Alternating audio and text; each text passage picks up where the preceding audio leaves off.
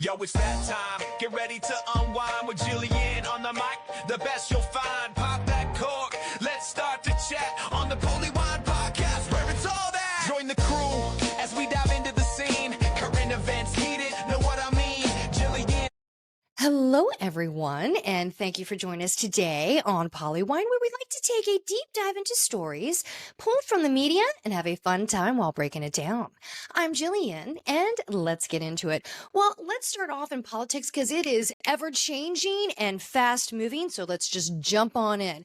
So today we are in day 24 of the government shutdown. Here on the local news, there are many stories that are covering food lines. And here they are, these food banks with long lines of government employees. And there was this one interview that I was watching of this woman, and it was so sad. She was very emotional, and she was saying, I never thought I would be here, standing in a line at a food bank to put food on the table for my family. I did everything right. I went to school. I got a really good education. I got a really good job that I always felt that provided security for my family. And here I am standing in a food line because I can't put food on the table for my family. And that was just one of many, many touching and heartbreaking stories. And today, on Friday, for many in the government, it will be the first time they don't get a paycheck. So there's no money coming in. So this is real. People are feeling it. And somehow Congress has got to come together and make things happen for our government employees and for this country, this purgatory that we're in. We don't know if we're going to get paid. We don't know if we're going to eat. What's going to happen? Are we going to lose our jobs? It's just...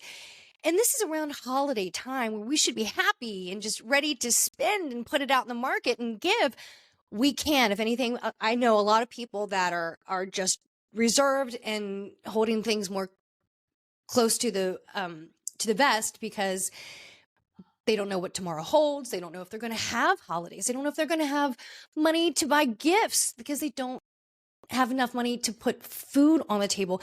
This is dire straits here, and something has got to be done.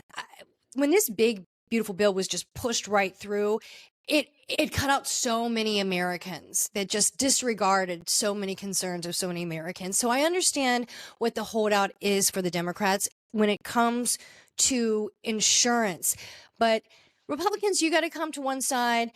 Democrats, you got to come to another side. And you got to meet in the middle, man. You've got to meet in the middle. People aren't eating. There's not enough jobs to cover people that are losing jobs. What are we going to do? Okay. And the numbers are coming out. The employment numbers are coming out. Where our economy stands right now, those numbers are coming out, and it's not great. People elected you. We voted you in. Do your job and make this a better place for all Americans, just not for you. Because let's just not forget, those who are fighting and have the government shut down on the Hill, you're getting paid. You have health insurance. You get to go to your gyms that you have a membership to that we provide for you. So you have all the perks and amenities where everybody else is struggling. It is a real struggle, and it is heartbreaking. It is heartbreaking. We always say in the DC metro area, when the economy's in a challenging place, the government area around here, we're kind of recession proof. But government employees are not shielded from the stubbornness and stupidity of our own government sometimes. And it is truly an unfortunate thing. We are having some dissenters on each side of the party because they're like, look, something's got to be done. All my constituents are calling me and we're stressing out. I hear it. I feel it. We got to move the ball. So we need more of them. And again, there are some unlikely people that I never thought would break ranks with the party, and they are. And good for you. Good for you. Because we need you. We need you now. And SOS, the distress calls are out there. It is serious. It is scary. And why are we still building a ballroom when our government and everybody's livelihood in this area and all over the U.S. is very uncertain. Yes, I understand that the ballroom is private funded. Okay, those are by donations. Yes, we have just recently seen the list of those donors who are giving money towards the ballroom. Okay, major corporations there. I don't want corporations to feel like they own part of the White House. I have that concern. Yes, I do.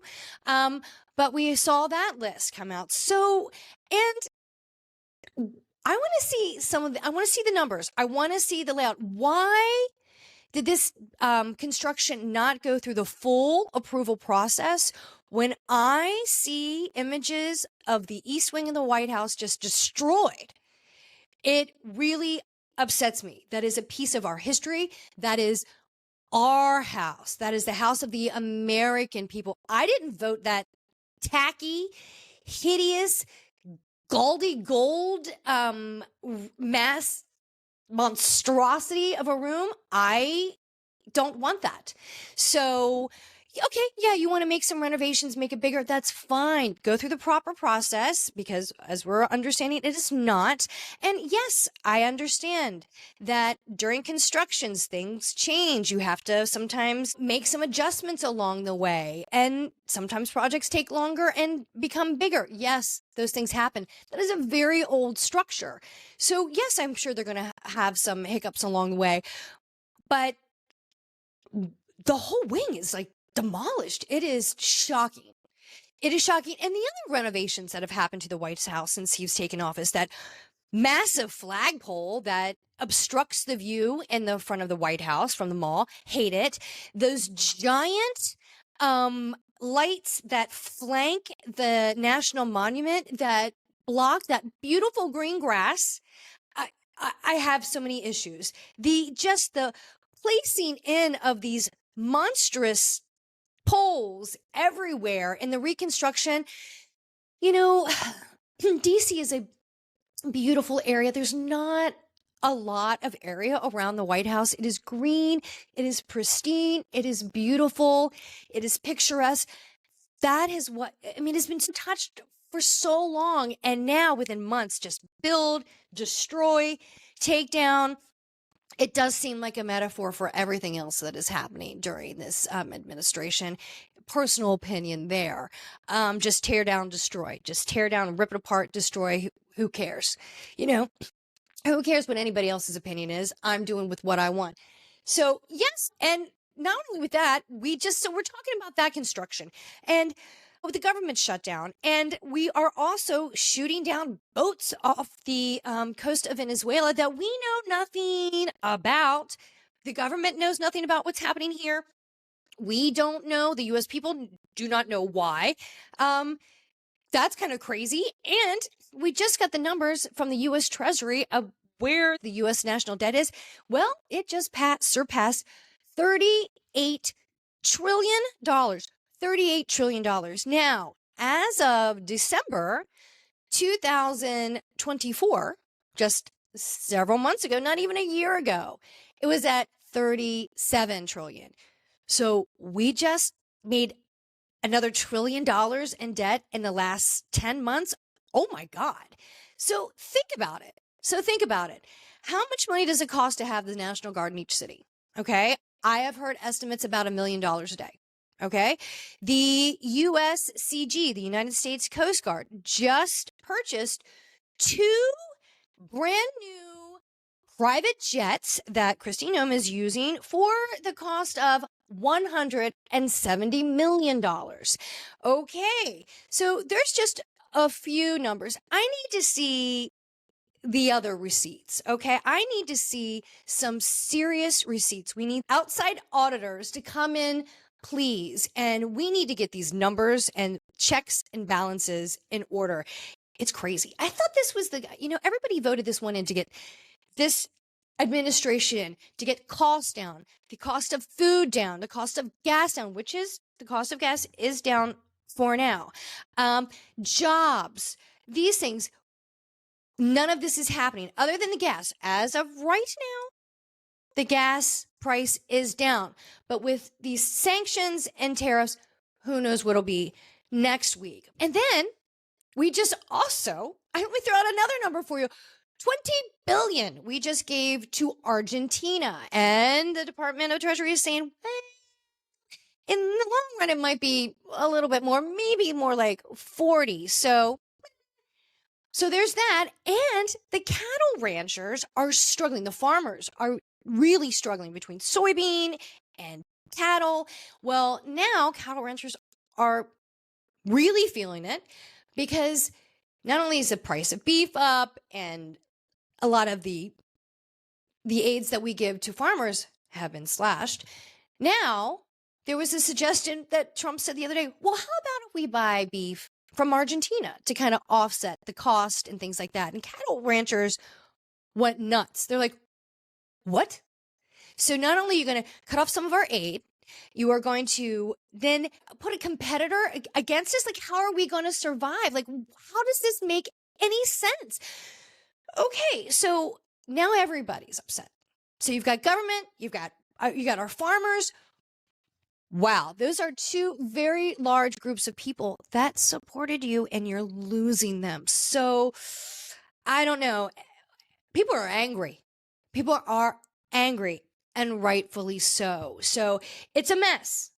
I have no other way to describe it. It is a mess, and I don't see a coalescence of any kind happening anytime soon. And this is holiday season. It's an expensive time of year anyway. There's a lot of political discord. And so now we got to sit around the table with people in a very short amount of time with our family members, some that we agree, disagree, which is kind of always a little bit challenging anyway.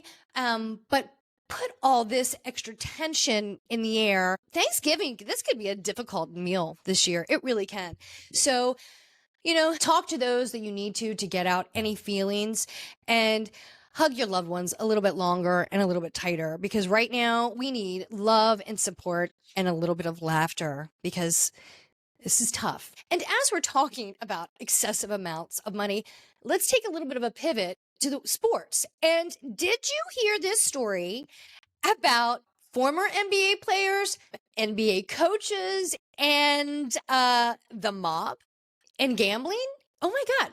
So yesterday, the FBI and the district attorney of New York, I think it's the Southern District Attorney of New York, had a press conference that they made a pretty high profile arrest from a now NBA coach, former player Chauncey Billups, to Miami Heat player Terry Rozier, and former NBA player Damon Jones. Yeah. And it was all tied in with the mob. So there are several different charges here. One was they had an illegal gambling ring. Yeah. And the other one was fixing games. So from what I can understand, and we're still getting details run out. I was listening to different news outlets last night that had read some of the indictments, and it's kind of crazy. And if you have a chance to go through the news and listen to some of what they named the operations, the FBI, really kind of funny. They love to title their operations with interesting names, and it's entertaining, that's for sure. But so Chauncey Billups was I guess you could say the lure in this gambling ring. So he was trying to get, big fish, whales to come in and place high power bets. And when these people were gambling, the game was rigged. They had like X-ray gaming card tables. They had signals that they were giving to other people. And when you see like pictures of these like X-ray card tables and the system that they had, it is pretty sophisticated. I mean, and interesting. And then you had the other one where you had Terry Rozier, like kind of rigging games, NBA games, saying, telling insiders it's kind of like insider trading, if you will.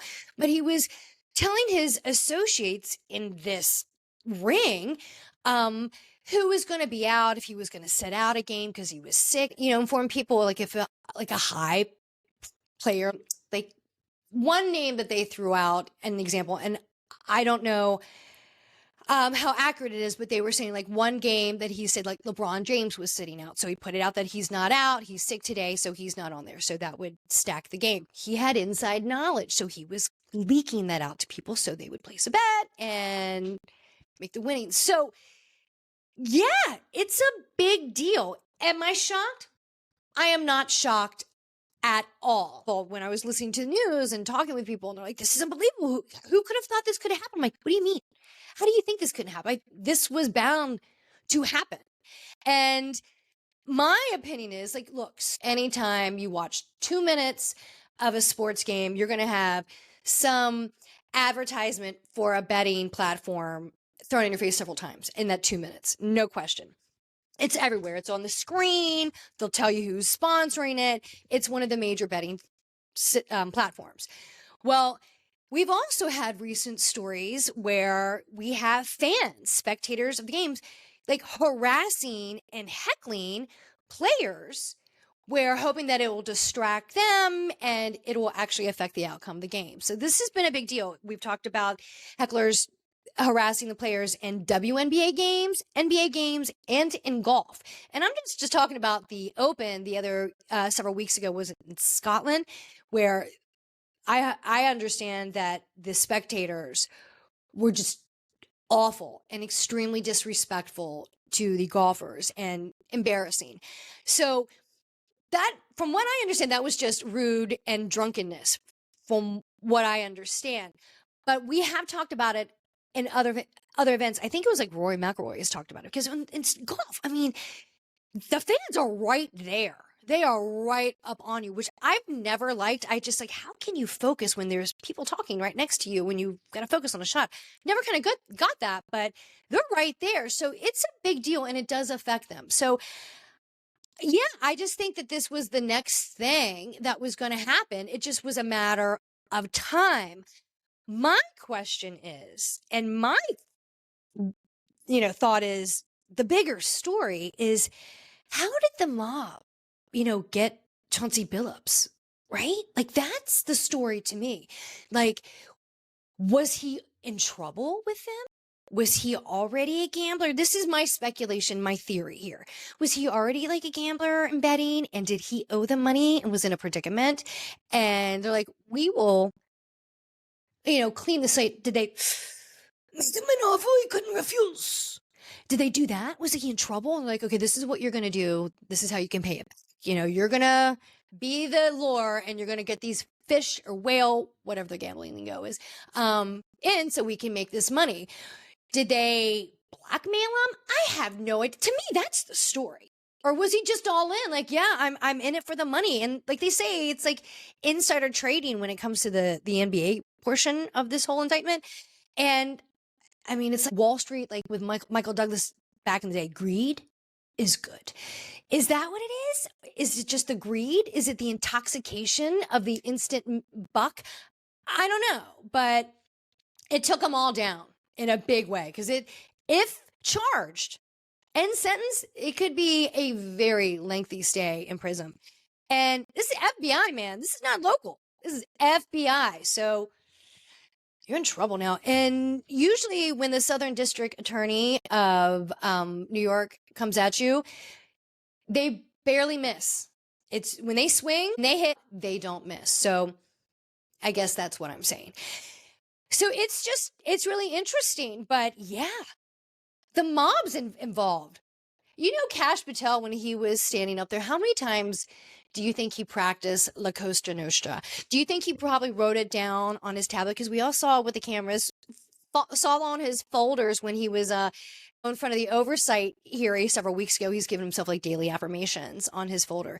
So, he was dying to say La Cosa Nostra. He was dying to say that. But it is, who would have thought? But gambling and the mob, yeah, that's a tale as old as time, and it goes hand in hand. So I didn't find any of it shocking. It was just a matter of time, in my opinion. Again, the bigger story to me is, how did the mob get Chauncey Billups? Like, I want to know that story. And when that Lifetime or Hulu story comes out, I definitely will be watching. And speaking of Hulu, I'm going to come back. Did anybody see The Murdochs, A Death in the Family, Patricia Arquette?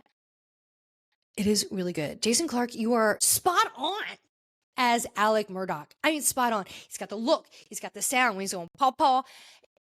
It's really good. Patricia Arquette, man, you go deep into your character. And I love you. She can be that Southern sweet charm and just flip on a dime. So good. But I mean, I'm thinking about the directors, the editors, like, you cannot make this story up. It is just so much happening, from the death of the mother and the son to the housekeeper to the young, beautiful girl that died in that boat accident to him getting shot on the side of the road. Like, how do you fit all that in 8 episodes? Crazy. But they're doing a really good job. And then you've got the court case. Don't forget about the court case. I mean, we all watched that court case when Alec Murdaugh took the stand. Crazy. Yeah, but I'm telling you, if you haven't watched The Murdaugh, A Death in the Family on Hulu, Patricia Arquette, Jason Clarke, Brittany Snow, just to name a few, do it. It is really good. You're like, how do they fit all of this in 8 episodes? We're only in episode 4 that just aired, and we're literally only halfway through. Like, how do you get all the other stuff in just 4 episodes? It's crazy. But yeah, and let me just talk about another documentary I watched that when I say you can't make it up, that is the documentary on Netflix, and that is called The Perfect Neighbor. It documents the tragic killing of Ajika Owens in Florida.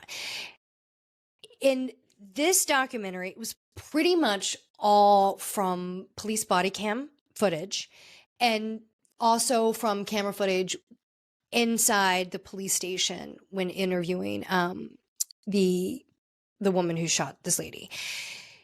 And I'm going to tell you, this is towards the end of the documentary. It is a very difficult watch. It is gut-wrenching. It is heartbreaking. When I tell you I was bawling because this is real. This is real life stuff. So this documentary, it basically is a timeline of this conflict that's going on in this neighborhood. It's a Florida neighborhood. There's a lot of small kids in this neighborhood, which happened in my neighborhood and in most neighborhoods. There's a lot of small children out to play. It's Florida. It's warm. They should be outside playing.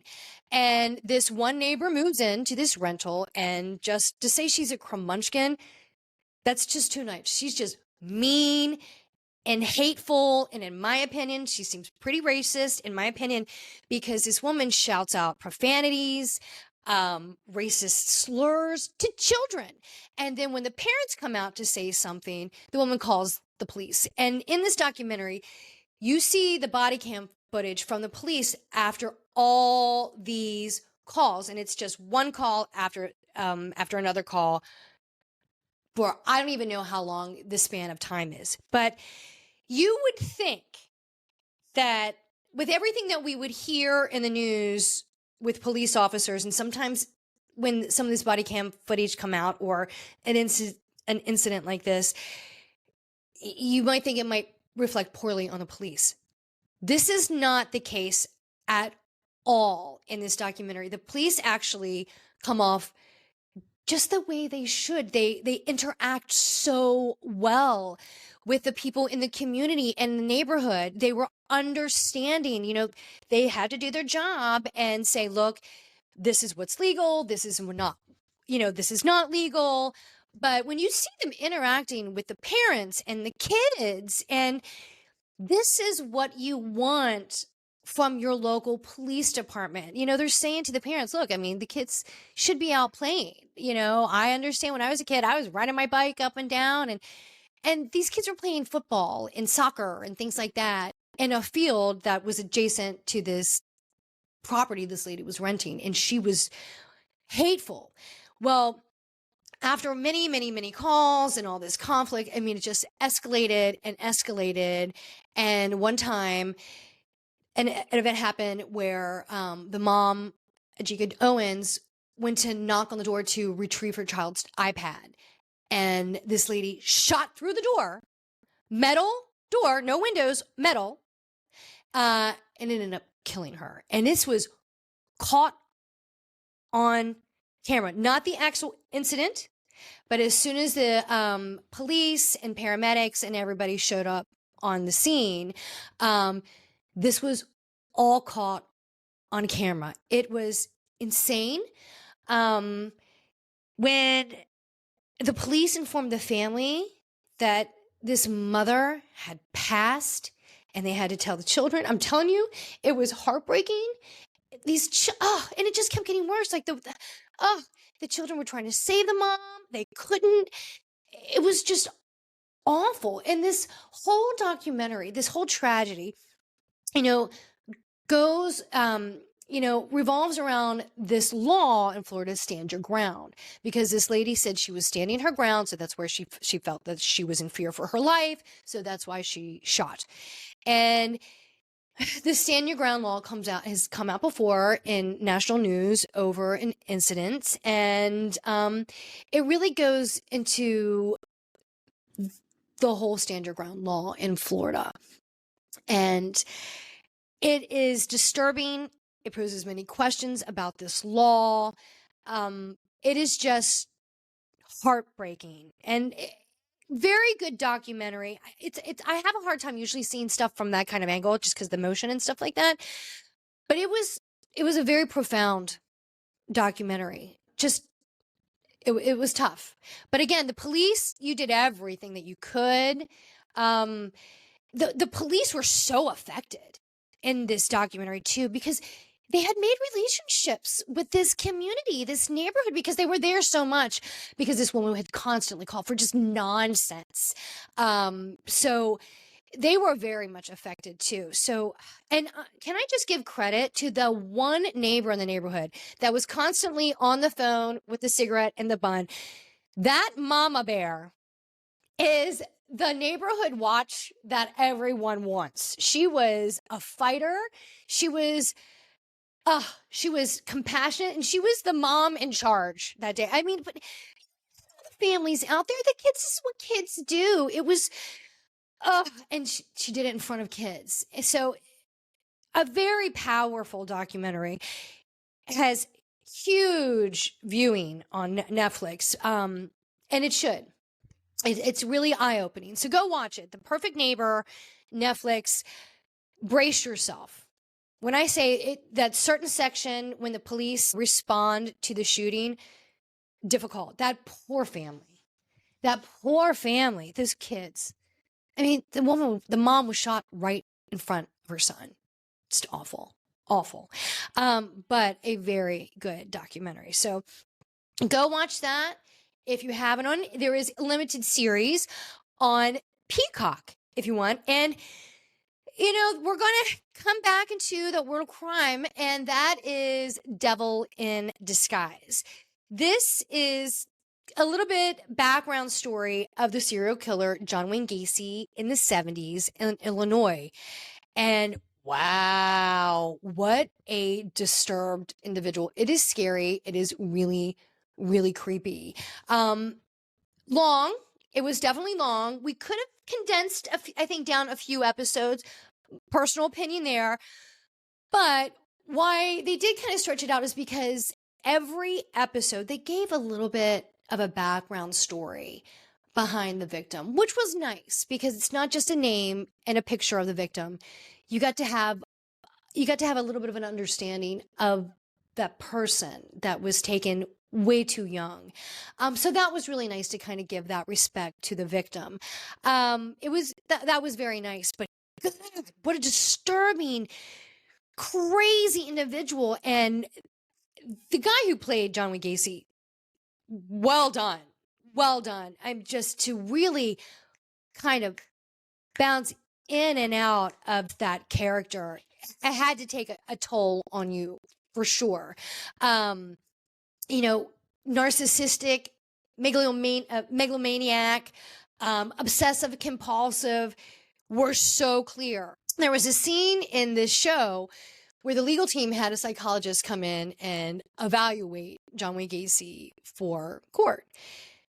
And the psychologist was like, I've never met an individual like this in my life, and I never want to ever again. And she went through like this long list of diagnosis that she had for this individual. And you're just like, oh my God. She's like, I've never seen anyone like this again.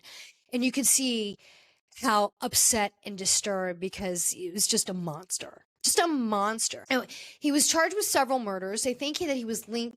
They found 33 bodies in his home. So that's what the police know of. They think that he may have killed many more victims along his life in different areas where he lived. And they are still trying to link that today of missing people. But they know that they discovered 33 bodies that John Wayne Gacy killed. And he admitted to.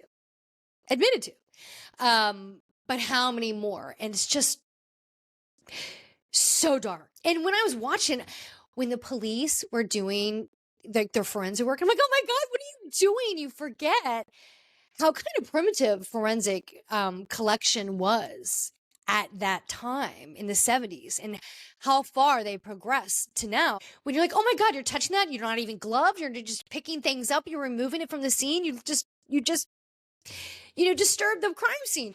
It was interesting watch. So go watch if you like that serial killer genre, and it's huge, the crime genre. Go to Peacock and watch Devil in Disguise. And we had the finale, the conclusion of Task on HBO Max with Mark Ruffalo. It was good. It was good. Slow start to the season, but it really built the story. And I thought that the finale really did kind of close off all those loose ties, any unanswered questions. It was definitely answered in the finale. But Task was a very good series. Like I said, slow start, but everything that was slow really was a story developer, and kind of everything really worked its way into the full picture in the series. So if you haven't watched Task on HBO Max, go watch it. Mark Ruffalo, what can't you do? You are really a diverse actor, and I appreciate your work. Really appreciate your work. You know, as from somebody from West Virginia, your role in Dark Water, I think that was what it was, Dark Water. Excellent. So, yeah, Mark Ruffalo, you can do anything. So Task, really good. You got to see so many different characters. I was into it. You had me. So I know we've talked a lot about politics and some other series, but I always like to come back and circle around to our beautiful world of Bravo and those lovely ladies. We'll get more into it on the next episode. So all our little ins and outs of Bravo, like, Potomac, Salt Lake City. We had the conclusion of Miami. But I want to get a little bit into Wife Swap, the Real Housewives edition. Wife Swap was really, I don't know, I'd say one of the unsung heroes of reality TV, and one of maybe, I think, one of the originals. I mean, it goes way back, Wife Swap. And it was such a good formula. You had one wife and another wife from completely different backgrounds. And when I say completely different, I mean like polar opposites. And they would swap these wives, these two women, and just put them into a universe that was completely foreign to them. Like you would have like an atheist that had to go to the world of like an evangelical Christian, like just whoa. And they had to figure it out. Some were successful, some crashed and burned epically. And that's what makes it so good. But just trying to figure it out was what made it gold, right? And Celebrity Wife Swap, was even better. It was so good. Do you remember, was it Tito or Jermaine Jackson? The one that was the hoarder, that I felt for his wife. I mean, that boy was a tortured soul. My God. That Celebrity Wives was so good. Remember, Coolio was on there too. 1, 2, 3, 4.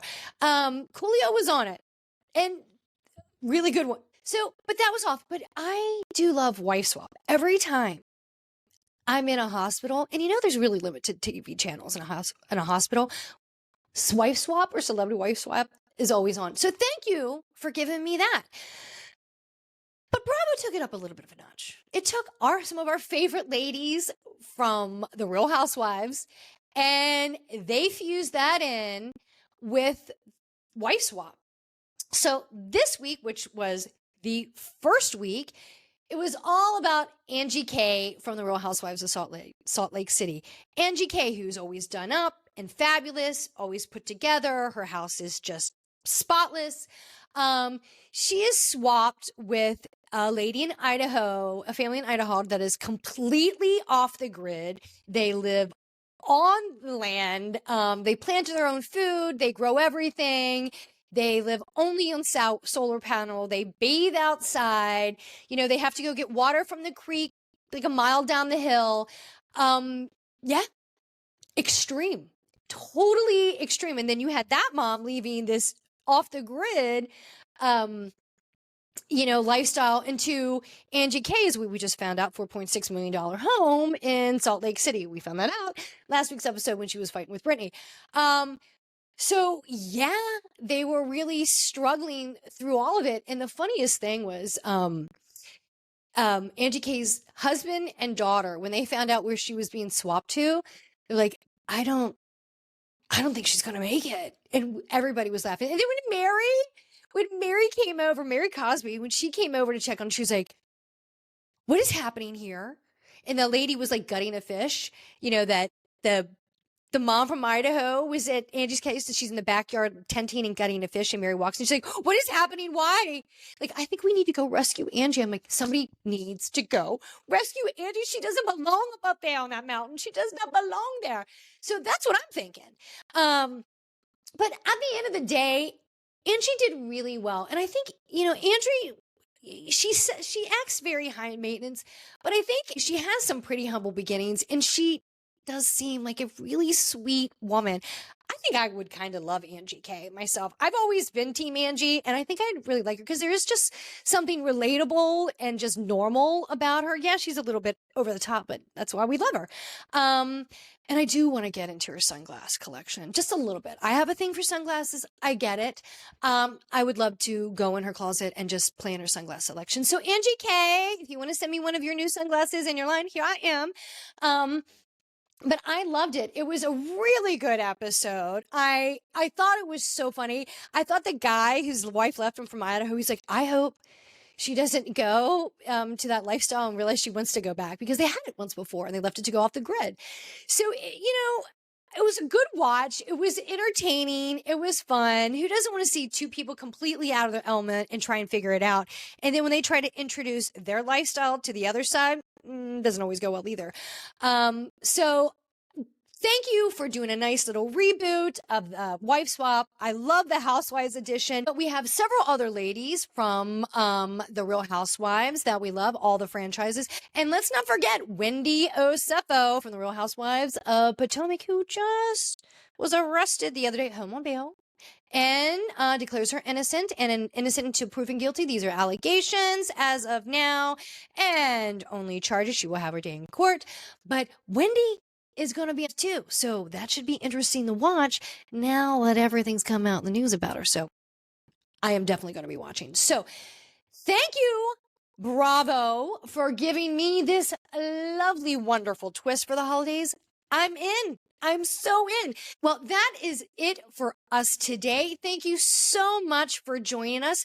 Please follow us on Instagram at PollyWineTime, and please listen to Pollywine wherever you get your podcast.